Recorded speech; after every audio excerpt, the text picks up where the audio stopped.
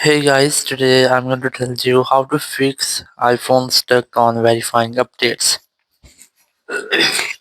If you are trying to update your software but you're facing the issue that your iPhone has been stuck on verifying update screen, so let's see how can you fix the issue. So there's a simple way to fix that issue. The very first you have to refresh your network. So scroll down and from here you have to try to enable and disable your airplane mode up to 4 or 5 times.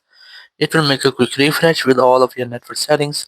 Then go for general here, go for the option of date and time, and you have to make sure that your date and time is enabled to set automatically. Then scroll down and scroll back here, and you just have to select the option of iPhone storage, and you have to make sure that you have enough storage in your iPhone, almost 15 to 20 GB free to install the update.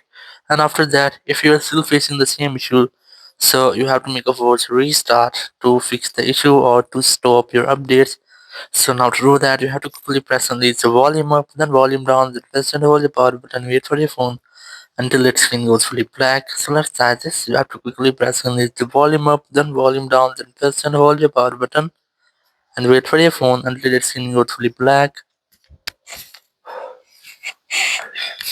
And here, once you find the black screen, you just have to wait for Apple logo.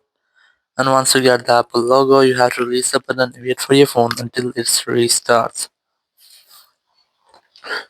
And after restarting, you just have to retry to update your software, and now you will not get the same issue. Your software updates will soon start it, or if you're still facing the same issue, so you have to try to restart, make a force restart again, and then you have to go for settings, go for general, go for software update, and you just have to update your software and wait for some moments until your verifying update is completed.